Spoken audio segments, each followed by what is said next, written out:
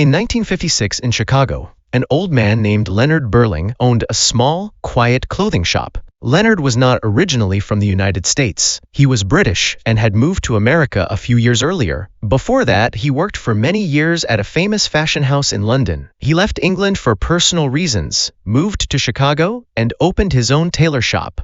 Later, he hired a young woman named Mabel Shawn to help him in the shop. Leonard often talked about how to make the best clothes. He said the first step was taking measurements, and getting it right was the most important thing.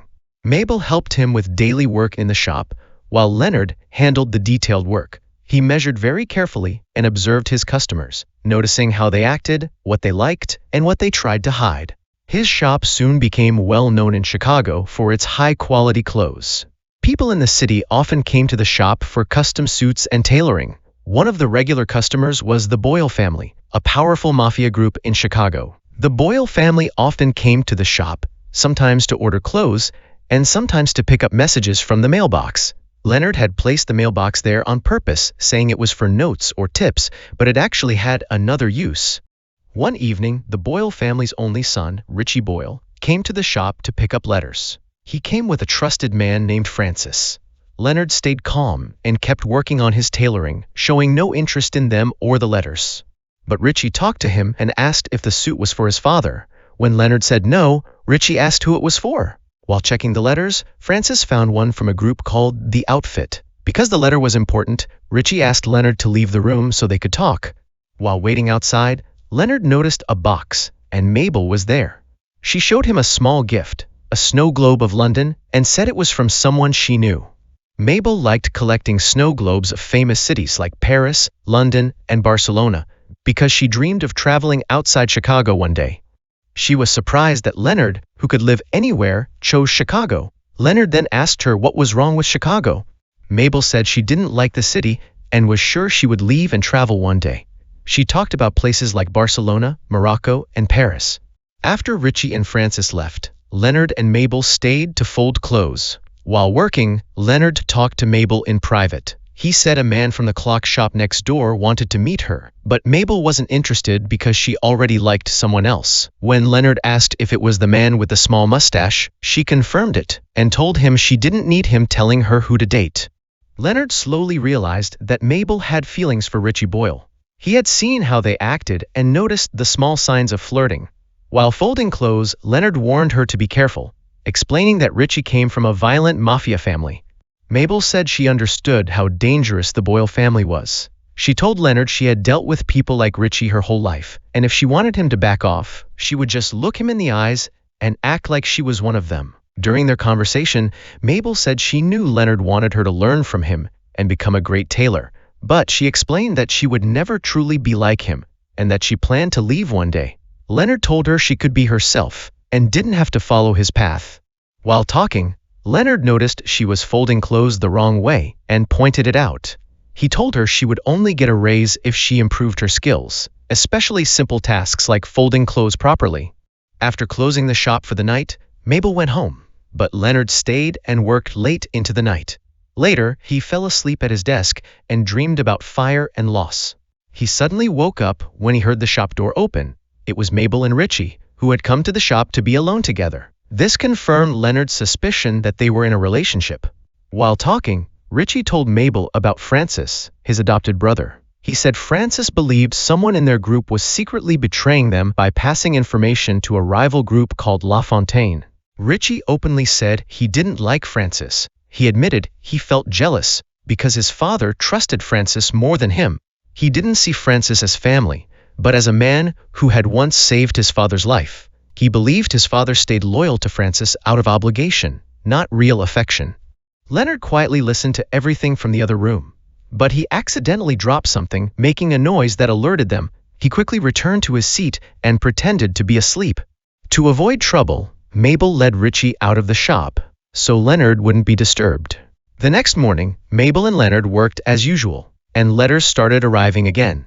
A few days later, Richie and Francis came back to the tailor shop to pick up Mabel, like they did every week. That night, they found another envelope from The Outfit, with a letter and a cassette tape inside. After finding it, they quickly left to report it to Roy Boyle.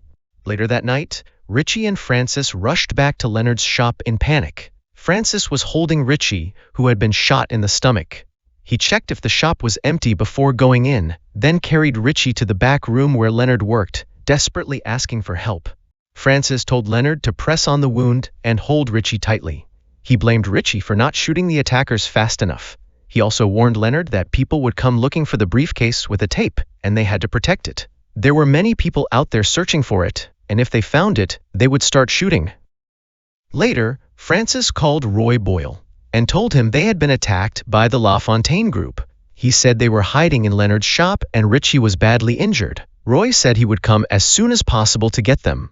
Richie asked to go home, but Francis refused and said Roy told them to stay. They argued, and Francis made it clear that he worked for Roy, not Richie. He said no one knew where a doctor was, and Roy would have to come himself. Seeing Richie losing a lot of blood, Francis told Leonard to stitch the wound to stop the bleeding. Leonard hesitated, saying he wasn't a doctor and had never done this before, but using some past experience, even from violent situations, he agreed to help. The process was very painful, and Richie passed out. Leonard stitched the wound without anesthesia and still managed to close it and stop the bleeding. His hands stayed steady even as Richie's body went limp. After that, Francis locked the cassette tape inside the suitcase. He asked Leonard to watch Richie while he stepped out for a moment. But Leonard refused and told him to take Richie, saying he didn't want to get involved with the Boyle family. He wanted to stay out of it and keep his shop separate. Francis then told him it was too late. He was already part of the family. Francis kept arguing that Richie had to stay, saying Leonard's shop was the only safe place right now. Francis then said he had to leave right away to find a cassette player. He revealed the tape had recordings from illegal wiretaps involving someone in the Boyle family. Francis believed someone close to the family was working with the FBI and had placed a bug in a place the Boyle family often used. He said they planned to listen to the tape somewhere else, but were attacked by the LaFontaine group before they could, and Richie was injured. Since many Mafia groups wanted the tape to destroy the Boyle family, Francis said it was urgent to listen to it and find the traitor. If I come back and the tape is still here, Francis warned Leonard that many people were looking for the tape and it had to be protected. He told Leonard that Roy would arrive in a few hours. Leonard asked what to do if the police came, and Francis coldly told him to deal with them. After Francis left, Leonard saw blood on the suit and started replacing the stained fabric. Soon after, Richie woke up. Richie thanked Leonard for saving him, speaking weakly but sincerely. Richie asked for water, and Leonard gave it to him. When Richie asked about Francis, Leonard said he had gone to find a cassette player. He also said Francis believed the traitor might be inside the family. Leonard told Richie that his father was a good man. He remembered Roy was his first customer. Richie said he remembered that day and how his father came home excited. He talked about a tailor from London. Richie said his father cared about appearance and often said a well-tied tie was the first step to being a man. Leonard then asked if Richie suspected anyone. Richie said no, but Leonard kept asking. He said Richie must have someone in mind. He added that the traitor was probably someone very close to the family. After saying that, Leonard calmly sat back and continued working as if nothing happened. He said he was the one who gave information to their enemies and helped the FBI place the bug. Richie went silent for a moment, then suddenly laughed. Richie thought Leonard was joking, and Leonard laughed as well, continuing to stitch as if nothing serious had been said. Richie brushed it off and questioned why Leonard would joke about something like that. In response, Leonard asked why Richie believed he couldn't be the traitor. Richie insisted that Leonard was just a simple tailor and couldn't possibly be involved in something like that. Leonard corrected him, explaining that he was not a tailor but a cutter, and that the two roles were very different. He pointed out that anyone with a needle and thread could call themselves a tailor, but becoming a cutter required years of training and discipline. He went on to describe how he had spent years at a top fashion house on Savile Row, working as an apprentice before earning the right to open his own shop. When asked why he came to Chicago, Leonard explained that it was because of the war. After the war, people in London could no longer afford well-made clothing, and new trends like blue jeans began to take over. He explained that trends come and go, and people simply follow them, while his work was meant to be timeless and not based on passing fashion. The conversation then shifted to Francis. Richie made it clear that Francis was not truly family, but someone his father had taken in from the streets. Leonard used this to suggest that Francis's strong desire to find a traitor might actually mean he was the traitor himself, subtly planting doubt in Richie's mind. Not long after, Francis returned to the shop. Before he had the chance to speak with Richie, Leonard quietly told him that Richie had begun to suspect him and had even looked inside the suitcase he left behind. It became clear that Leonard was manipulating both sides, carefully pushing them toward distrust. Influenced by these doubts, Richie began questioning Francis, asking why he had been the only one injured during the ambush, while Francis escaped without a scratch. Francis claimed it was just luck. When asked where he had gone, Francis explained that he had found a cassette player and planned to take the tape there to listen to it. Richie wanted to go with him, but Francis refused, pointing out that Richie was in no condition to move because of his injury. Francis then pushed to play the tape immediately, but Richie insisted on waiting instead, making it clear that he did not fully trust Francis's intentions. Francis told Richie he would take the tape and leave. The argument over the tape quickly grew intense and turned into a physical fight. During the struggle, they suddenly realized the suitcase was empty. Richie demanded to know where the tape was, but Francis called him foolish for thinking he could force a confession like that and insisted he was loyal to Roy. Richie admitted he had hated Francis from the beginning, while Francis fired back, saying he was the one always standing beside Roy, fixing problems, while Richie only made things worse. In the middle of the argument, Richie got distracted for a brief moment, and Francis suddenly shot him in the neck, killing him instantly. He then said Richie did not die because he was slow or arrogant, and not because he made a mistake, but because he was weak. Francis shot him again, repeating that he was weak. Leonard stood frozen in shock. Francis then demanded to know where the tape was, but Leonard said he didn't know. Francis quickly searched for it, but found nothing. Not long after, Roy Boyle arrived at the shop with his men. Francis panicked and asked Leonard to help hide Richie's body and delay Roy so he could clean the blood from the floor. While Francis cleaned up, Leonard went to open the door. Leonard greeted Roy, and Roy thanked him for standing by his family, saying he would not forget it. By the time Roy stepped inside and moved to the back, the blood had already been cleaned, and Francis had come up with a story. When Roy asked about Richie, Francis said he had taken the tape and gone out to find him. Roy questioned why Francis didn't follow, and Francis explained that Richie refused to listen and told him to stay behind.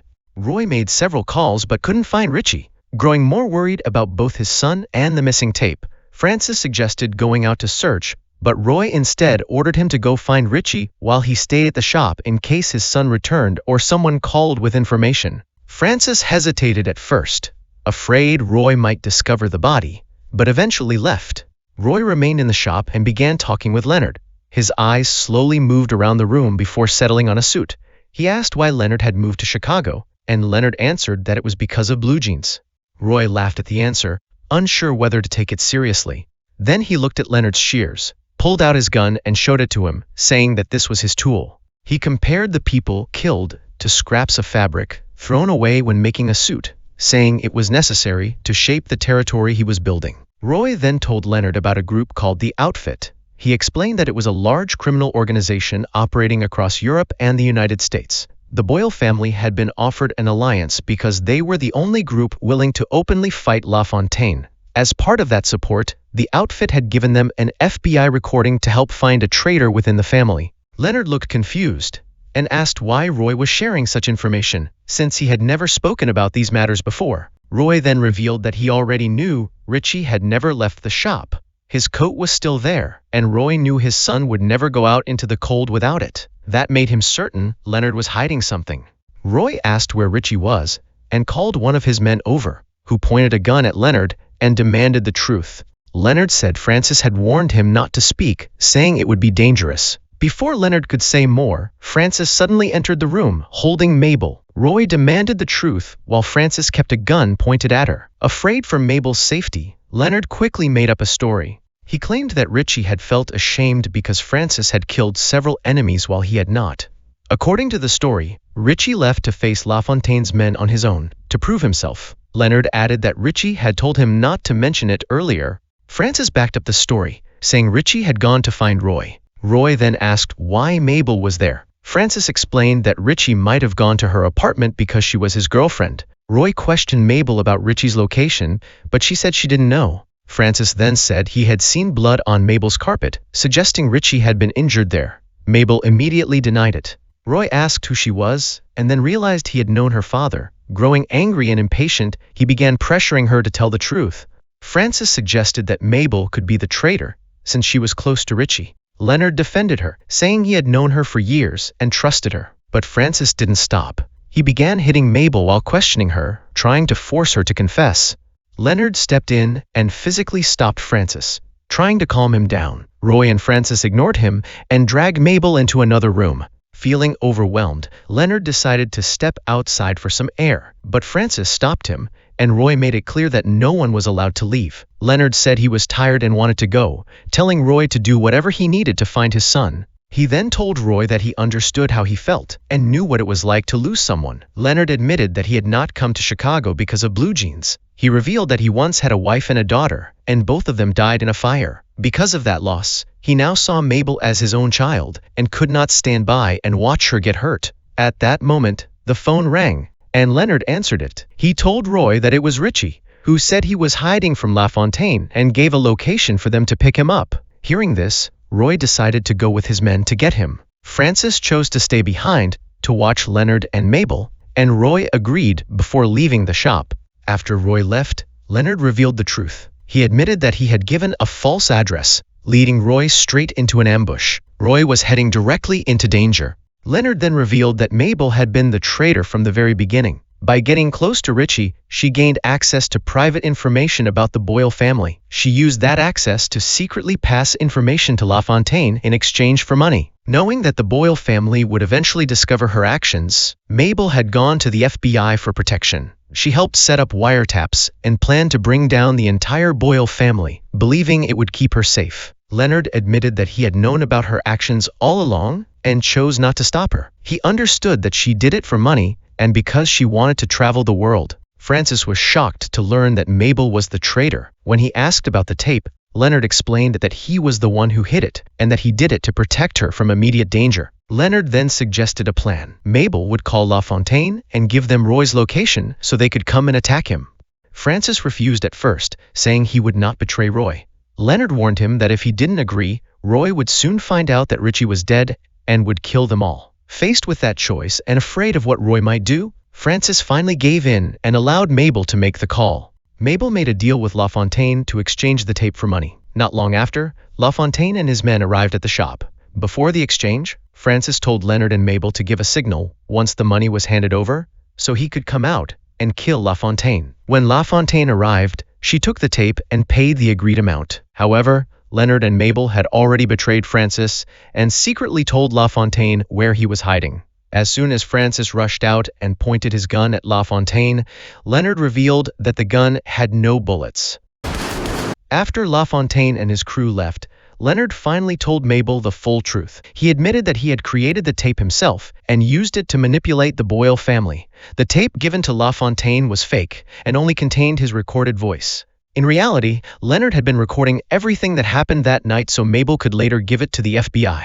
This recording would be enough to bring down both the Boyle family and LaFontaine's group. Leonard then told Mabel to leave Chicago and use the money to travel the world. Mabel asked him to come with her, but he refused, saying she should not waste her youth taking care of an old man. In the end, Mabel said goodbye and left. That same night, Leonard packed his belongings and set his shop on fire to destroy all remaining evidence. Unexpectedly, Francis was still alive. He regained consciousness and fired at Leonard, but the shot missed and only hit his arm. Realizing his gun was empty, Francis pulled out a knife and moved in to attack. Leonard then revealed his past. He admitted that he had once been a violent man, just like Francis. He showed his tattooed arms and explained that his former boss had once asked him to do something he refused. Because of that, he left and moved to London, where he met his wife and started a normal life. But his past caught up with him. His former associates found him and burned his home, killing his wife and daughter. After losing everything, Leonard moved to Chicago to start over. However, on the very first day he opened his shop, he met the Boyle family. Francis died instantly. In the end, Leonard walked away from his burning shop, leaving Chicago behind as he prepared to start a new life somewhere else.